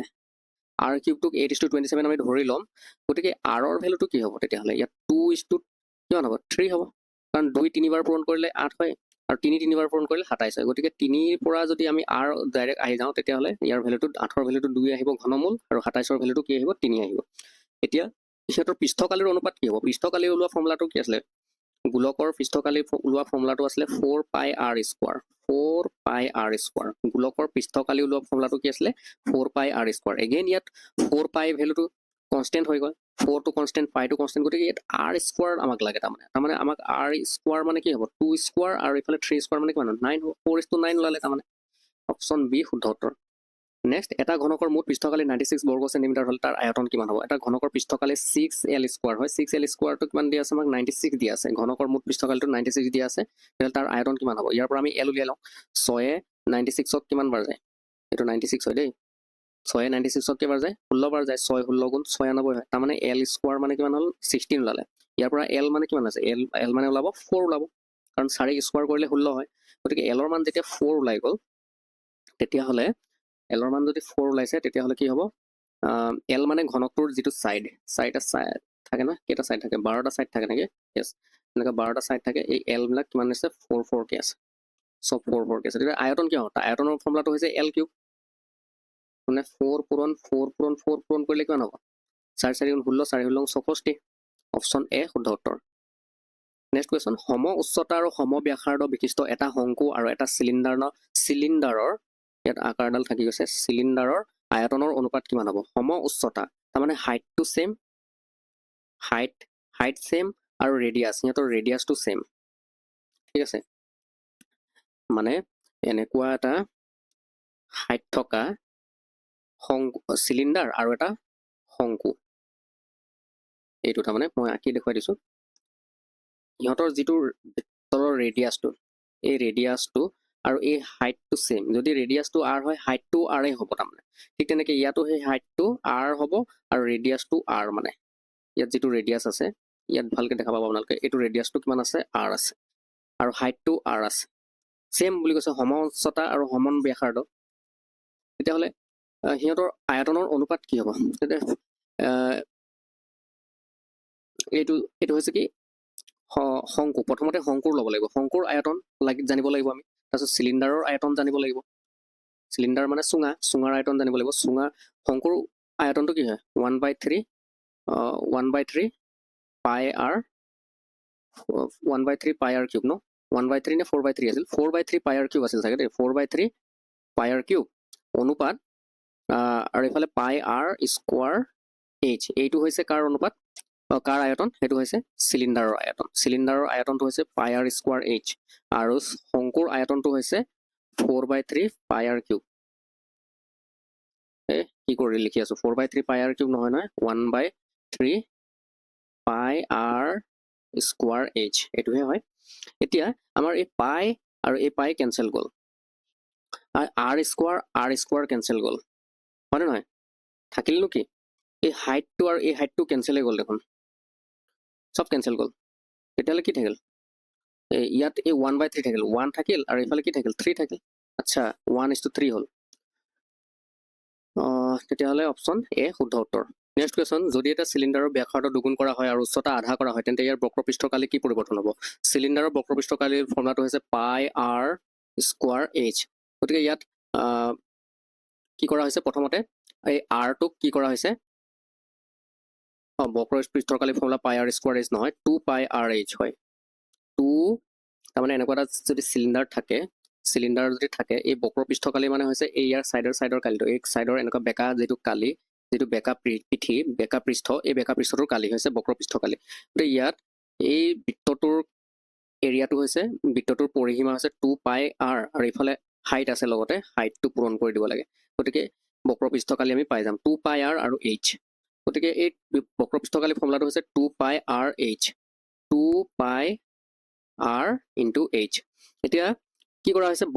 ব্যাসাৰ্ধটোক দুগুণ কৰা হৈছে তাৰমানে এই r ৰ ঠাইত 2r লিখিব লাগিব দুগুণ কৰা হৈছে তাৰমানে 2 আৰু পাই সেম থাকিব r ৰ ঠাইত খালি আমি 2r লিখিব লাগিব আৰু হাইট কি কৰা হৈছে হাইট উচ্চতা আধা কৰা হৈছে তাৰমানে হাইটটোক 2 এৰে ডিভাইড কৰিব লাগিব আধা কৰা হৈছে যিহেতু হাইটক যদি 2 এ ডিভাইড কৰো তেতিয়াহ'লে 2 আৰু এইটো 2 কেনসেল গ'ল থাকিল নো কি 2 থাকিল পাই r h এগেইন 2 পাই r h এই থাকিল গতিকে ইয়াৰ বক্ৰপৃষ্ঠকালিৰ কি পৰিৱৰ্তন হ'ব একো পৰিৱৰ্তন নহল আগতে 2 পাই r h আছিল এতিয়াও 2 পাই r h আছে গতিকে একো পৰিৱৰ্তন নহলে কি হ'ব অপৰিৱৰ্তিত থাকিব অপচন সি শুদ্ধ উত্তৰ নেক্সট 9টা ক্ৰমাগত স্বাভাৱিক সংখ্যাৰ গড় যদি 20 হয় তেনেহলে আটাইতকৈ ডাঙৰ সংখ্যাটো কিমান হ'ব আমাক মন কৰক ইয়াত কি দিয়া আছে 9টা ক্ৰমাগত স্বাভাৱিক সংখ্যা ক্ৰমিক স্বাভাৱিক সংখ্যা তাৰমানে ক্ৰমিক স্বাভাৱিক সংখ্যাৰ গড় যদি 20 দিয়া আছে গড় সদায় মিডল ভ্যালুটোৱে হয় মানে 9টা ভ্যালু আছে 1 2 3 4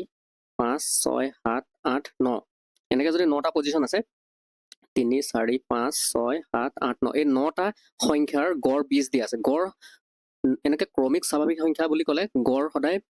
যিটো মাজৰ ভ্যালুটো হ'ব 1 2 3 4 এই চাৰিটা সাইডত আছে 1 2 3 4 এই চাৰিটা তাৰ মাজৰ ভ্যালুটো সদায় 20 হ'ব মানে গড়ৰ সমান হ'ব আমাক গড় যদি 20 দিয়া আছে তেতিয়াহ'লে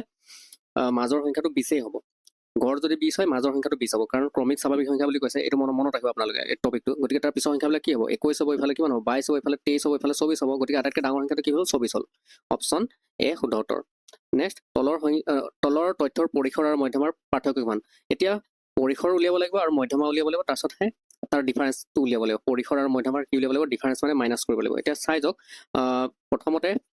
মধ্যমা যদি উলিয়াবলৈ যাওঁ আমি কি কৰিব লাগিব সৰুৰ পৰা ডাঙৰলৈ সজাই ল'ব লাগিব ইয়াত প্ৰথম চবতকৈ সৰুটো কি আছে 3 আছে তাৰপিছত নেক্সট ডাটাটো কি আহিব 5 আহিব তাতকৈ আৰু অলপ ডাঙৰ কোন আহিব 7 আহিব তাতকৈ ডাঙৰ কোন আছে 3 5 7 7ৰ পিছত কোন আহিব 12 12ৰ পিছত কোন আহিব 12ৰ পিছত আহিব 15 15ৰ পিছত 19 19ৰ পিছত 21 ঠিক আছে নে 1 2 3 4 5 6 7টা 1 2 3 4 5 6 7টা এই 7টা ডাটা আমাক দিয়া আছে আমি লিখি ললো সৰুৰ পৰা ডাঙৰলৈ সজাই ললো এতিয়া পৰিসৰ মানে ৰেঞ্জটো কি হ'ব ৰেঞ্জ কিমান হ'ব এইটো হাইয়েষ্ট ভ্যালুৰ পৰা লোৱেষ্ট ভ্যালুটো আমি মাইনাছ কৰিম 21 পৰা 3 গলে কিমান থাকিব 21 পৰা 3 গলে কিমান থাকে 21 পৰা 3 গলে কিমান থাকে 21 পৰা 3 গলে থাকে 18 থাকে ঠিক আছে আৰু আমাৰ মধ্যমাটো কি হ'ব মধ্যমাটো যিটো মাজৰ ভ্যালুটো 3 5 7 এফালে তিনিটা 15 19 21 এফালে তিনিটা মাজৰ ভ্যালুটো কি আছে 12 আছে গতিকে যিটো মিডিয়ান মধ্যমাটো হৈছে কিমান মিডিয়ান হৈছে 12 গতিকে ইহঁতৰ পাৰ্থক্য মানে মাইনাছ ডিফাৰেন্সটো কিমান আছে 12 পৰা 18 গলে কিমান থাকে 6 থাকে অপশ্যন এ শুদ্ধ উত্তৰ নেক্সট কুৱেশ্যন এজন মানুহে পাহাৰ বগাওঁতে উষ্ণতা প্ৰতি 1 কিলোমিটাৰত 6.5 ডিগ্ৰীকৈ হ্ৰাস পায় যদি পাহাৰৰ নামনিত উষ্ণতা 35 ডিগ্ৰী চেণ্টিগ্ৰেড হয় তেনেহ'লে 4 কিলোমিটাৰ উচ্চতাত উষ্ণতা কিমান হ'ব তাৰমানে এনেকুৱা পাহাৰ এখন আছে এনেকুৱা পাহাৰ এখন আছে এনেকুৱা পাহাৰ এই পাহাৰখনৰ একেবাৰে তলত কিমান দিয়া আছে নামনিত বুলি কৈছে মানে লৱেষ্ট পইণ্টত কিমান আছে তাৰ টেম্পাৰেচাৰ 35 ডিগ্ৰী আছে 35 ডিগ্ৰী ইয়াত কিমান আছে টেম্পাৰেচাৰ 35 ডিগ্ৰী চেণ্টিগ্ৰেড আছে টেম্পাৰেচাৰ প্ৰতি 1 কিলোমিটাৰত এনেকৈ 1 কিলোমিটাৰত কিমানকৈ কমি যায় টেম্পাৰেচাৰ কিমানকৈ কমি যায় 6.5 কৈ কমি যায় তেতিয়া 4 কিলোমিটাৰত 4 বাৰ 6.5 কৈ কমি যাব 6.5 কৈ কমি গৈ থাকিব ওপৰলৈ গতিকে 4 বাৰ কমিব তাৰমানে 4 কিলোমিটাৰ বুলি কৈছে নহয় গতিকে 4 বাৰ আমি 6.5 মানে 6.5 ৰ লগত 4 পূৰণ কৰি দিয়ক 4 5 গুণ 20 6 6 24 26 তাৰমানে 26 ডিগ্ৰী চেণ্টিগ্ৰেড কমি যাব ওপৰত 4 কিলোমিটাৰ ওপৰত গতিকে 35 পৰা 26 ডিগ্ৰী কমাই দিলে কিমান হ'ব সেইটো হ'ব এনসাৰ কৰি চাব আপোনালোকে নেক্সট এখন মানচিত্ৰত 0.5 সেন্টিমিটাৰ দূৰত্বই কিমান বুজায় 10 কিলোমিটাৰ বুজায় যদি দুখন মহানগৰৰ মাজত দূৰত্ব কিমান দিয়া আছে 250 কিলোমিটাৰ হয় তেনেহলে মেপত সিহঁতৰ দূৰত্ব কিমান হ'ব 10 কিলোমিটাৰত কিমান বুজায় 0.5 বুজায় তেতিয়াহলে এই যে 0.5 দিয়া আছে সেই 0.5 সেন্টিমিটাৰটো কিহৰ ভ্যালু হয় 10 কিলোমিটাৰৰ ভ্যালু হয় 10 কিলোমিটাৰৰ ভ্যালু হয় আমাক কিমান কিলোমিটাৰৰ ভ্যালু উলিয়াব দিয়া আছে যদি দুখন মহানগৰৰ প্ৰকৃত দূৰত্ব 250 কিলোমিটাৰ হয় তেতিয়াহলে মেপত কিমান হ'ব গতিকে 250ৰ ভ্যালুটো লাগে আমাক আমি 250 কিলোমিটাৰৰ ভ্যালুটো উলিয়াব লাগে 250 কিলোমিটাৰৰ ভ্যালুটো কিমান হ'ব 250 কিলোমিটাৰৰ ভ্যালুটো কিমান হ'ব পূৰণ কৰি চালে ওলাই যাব 10 250 কেইবাৰ যাব 0 0 কাটি পেলালো 0 0 যদি কাটি পেলাও কিমান হ'ব 0.5 আৰু 25 থাকিল 0.5 25 125 হয় 125 হলে পইণ্ট এটাৰ আগত আছে গতিকে পইণ্ট এটাৰ আগত আহি যাব 12.5 সেন্টিমিটাৰ অপশ্যনে শুদ্ধ উত্তৰ নেক্সট ৰোমান সংখ্যা প্ৰণালীত CLV ৰ সঠিক গাণিতিক মান কোনটো হয় ৰোমান সিস্টেমত CLV C মানে হৈছে 100 L মানে হৈছে 50 আৰু V মানে হৈছে 550 আৰু 5 হলে কি হ'ব অপশ্যন চাই লব আপোনালোকে নেক্সট তলৰ কোনটো উক্তি 100% শুদ্ধ which of the following statement is 100% correct I think এটো আটাইতকৈ লাষ্ট কোৱেশ্যন আমাৰ তলৰ কোনটো স্টেটমেন্ট 100% কাৰেক্ট প্ৰতিটো সৰল ৰেখাৰ এটা নিৰ্দিষ্ট দৈৰ্ঘ্য থাকে শূন্য হল আটাইতকৈ সৰু স্বাভাৱিক সংখ্যা প্ৰতিটো পূৰ্ণ সংখ্যাই এটা অখণ্ড সংখ্যা আৰু দি দিছে দুটা অযুগ্ম সংখ্যাৰ যোগফল সদায় এটা অযুগ্ম সংখ্যাই হয় এতিয়া আমি লাষ্ট নম্বৰ অপশ্যন ডিটো চাওক দুটা অযুগ্ম অখণ্ড সংখ্যাৰ সদায় এটা অযুগ্ম সংখ্যাই আমি দুটা যেনিবা অযুগ্ম সংখ্যা ললো 3 আৰু এটা অযুগ্ম সংখ্যা দুটা অযুগ্ম সংখ্যা আৰু এটা ললো 5 3 5 কিমান হল 8 হল গতিকে দুটা অযুগ্ম সংখ্যা সদায় অযুগ্ম নহয় ই এটা যুগ্ম সংখ্যাই হয় গতিকে এইটো অপশ্যন হ'ব নোৱাৰে অপশ্যন ডিটো হ'ব নোৱাৰে তেনেহ'লে কোনটো হ'ব অপশ্যন চিটো চেক কৰোঁ প্ৰতিটো পূৰ্ণ সংখ্যাই এটা অখণ্ড সংখ্যা এইটোও হ'ব নোৱাৰে প্ৰতিটো পূৰ্ণ সংখ্যা কেনেকৈ অখণ্ড সংখ্যা হ'ব জিৰ'টো অখণ্ড পূৰ্ণ সংখ্যা বুলি ক'লে কি বুজায় জিৰ'টো পূৰ্ণ সংখ্যাতে আহি যায় গতিকে জিৰ'টো কিন্তু অখণ্ড সংখ্যা নহয় গতিকে প্ৰতিটো পূৰ্ণ সংখ্যাই অখণ্ড সংখ্যা হ'ব নোৱাৰে গতিকে এই অপশ্যনটো ওলাল শূন্য হ'ল আটাইতকৈ সৰু স্বাভাৱিক সংখ্যা আচ্ছা শূন্যটো আটাইতকৈ সৰু স্বাভাৱিক সংখ্যা হ'ব নোৱাৰে স্বাভাৱিক সংখ্যা একৰ পৰাহে আৰম্ভ হয় 1 2 3 4 5 এইবিলাক একৰ পৰাহে আৰম্ভ হয় গতিকে শূন্যটো আটাইতকৈ সৰু কেনেকৈ হ'ব আটাইতকৈ সৰু একে হ'ব গতিকে এইটো ভুল গতিকে শুদ্ধ হ'ল কোনটো 100% শুদ্ধ প্ৰতিটো সৰল ৰেখাৰে এটা নিৰ্দিষ্ট দৈৰ্ঘ্য থাকে every straight line has a fixed length প্ৰতিটো সৰল ৰেখাৰ এটা নিৰ্দিষ্ট দৈৰ্ঘ্য থাকে এইটো যেনিবা 5 চেণ্টিমিটাৰ আৰু এনেকৈ সৰল ৰেখা এইটো যেনিবা 7-8 চেণ্টিমিটাৰ ধৰি ল'লোঁ এনেকৈ থাকে প্ৰতিটো এটা সৰল ৰেখাৰ নিৰ্দিষ্ট কি থাকে এটা দৈৰ্ঘ্য থাকে গতিকে অপশ্যন এ শুদ্ধ উত্তৰ গতিকে বন্ধুসকল এইখিনি আছিল কুৱেশ্যন আৰু এটা কুৱেশ্যন মই লৈ লৈছোঁ এইটো কুৱেশ্যনৰ চেণ্ট্ৰেল এংগলৰ হয় কেন্দ্ৰীয় কোণৰ মানৰ কুৱেশ্যন হয় এই কুৱেশ্যনটো ইয়াৰ কুৱেশ্যন মই ছেট কৰিবলৈ পাহৰিলোঁ গতিকে এই যে দিয়া আছে 19 degree 12 degree 16 degree 13 degree 23 degree এনেকৈ আমাৰ পাৰ্চেণ্টেজবিলাক দিয়া আছে হয়নে এতিয়া ছাপ'জ ধৰি ল'লোঁ মই এই 16 ডিগ্ৰীটো যেনিবা 16 ডিগ্ৰী 16 ডিগ্ৰীটো কিহৰ হয় এইটো D5 হয় 16 ডিগ্ৰীটো হৈছে D5 D5টো আমাৰ 16 ডিগ্ৰী আছে D5ৰ মানে কেন্দ্ৰীয় চেণ্ট্ৰেল এংগল কিমান হ'ব D5ৰ কেন্দ্ৰীয় কোণ কিমান হ'ব কেন্দ্ৰীয় কোণ কিমান হ'ব D5ৰ গতিকে D5ৰ কেন্দ্ৰীয় কোণ উলিয়াবলৈ হ'লে আমি যাব লাগিব 16% টোটেল কিমান থাকে চেণ্ট্ৰেল এংগল 360 ডিগ্ৰী থাকে এই মেইন কনচেপ্টটো এইটো টোটেল এংগলটো কিমান থাকে 360 ডিগ্ৰী থাকে তাৰে ভিতৰত D5 কিমান আগুৰি আছে D5 16% লৈছে 16% কোনে লৈছে D5 লৈছে গতিকে 16% হ'ব D5ৰ কাৰণে গতিকে 360ৰ ভিতৰত 16% মানে 100/16 এইটোৱে কৰিলে মানে আমাৰ এনচাৰটো ওলাই যাব D5 কিমান এংগল ল'ব সেইটো ওলাই যাব ঠিক আছে এইটো চেণ্ট্ৰেল এংগলৰ এনেকুৱা কনচেপ্ট হয় আপোনালোকে চাব ভালদৰে বন্ধুসকল আশা কৰোঁ এইখিনি কুৱেশ্যন একেবাৰে কমপ্লিট যিখিনি আগৰ প্ৰিভিয়াছ ইয়াৰ আছিল প্ৰিভিয়াছ ইয়াৰ বেষ্ট কুৱেশ্যন আছিল এই কুৱেশ্যনবিলাক আগতে আহি গৈছে তাৰ সেইটো বেচিছতে এই কুৱেশ্যনবিলাক আমি কৰিছোঁ গতিকে এই প্ৰিভিয়াছ ইয়াৰ বেছত এইখিনি যিমানখিনি কুৱেশ্যন কৰিলে আপোনালোকে এই আটাইখিনি তেনেকুৱা পেটাৰ্ণতে কুৱেশ্যন আপোনালোকে দেখা পাব আৰু আশা কৰোঁ এই কুৱেশ্যনখিনি আপোনালোকক উপকৃত কৰিব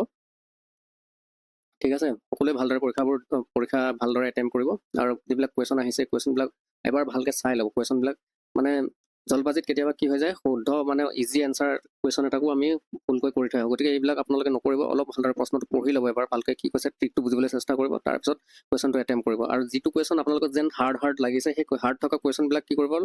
স্কিপ কৰি যাব এটা কুৱেশ্যনটো যদি লাগি থাকে মানে এনেই কম্পিটিটিভ এক্সামবিলাকৰ মেইন মটটোৱে সেইটো আপোনালোকে এটা হাৰ্ড কুৱেশ্যনত লাগি নাথাকিব এই কুৱেশ্যনবিলাক স্কিপ কৰি যাব নেক্সট কুৱেশ্যন আপোনালোকে এটেম্প কৰিবলৈ চেষ্টা কৰিব যদি এটা কুৱেশ্যনটো লাগি থাকে তেনেহ'লে বহুত টাইম ৱেষ্ট হৈ যায় ঠিক আছে ইগ'টো আপোনালোকে এৰিব কিয় ওলোৱা নাই বুলি কয় এটা কুৱেশ্যনটো যদি লাগি থাকে তেতিয়াহ'লে বহুত টাইম ৱেষ্ট হৈ যায় আৰু এনেকৈ আমাৰ কি হয় পৰা কুৱেশ্যনবিলাকো লাষ্টৰ ফালে থাকি যায় গতিকে এই ইগনেছটো এৰি আপোনালোকে যিখিনি কুৱেশ্যন পাৰিছে পাৰাবিলাক আগতে কৰি ল'ব আৰু নোৱাৰাবিলাক লাষ্টত আকৌ টাচ কৰিবলৈ চেষ্টা কৰিব এনেকৈহে ছাকচেছ হয় নহ'লে কিন্তু বহুত টাইম ৱেষ্ট হৈ যায় ঠিক আছে গতিকে সকলোকে অল দ্য বেষ্ট জনালোঁ ভালদৰে এক্সাম দিব আপোনালোকে ঠিক আছে ভিডিঅ'টো শেষলৈকে চোৱাৰ বাবে অশেষ ধন্যবাদ জনালোঁ থেংক ইউ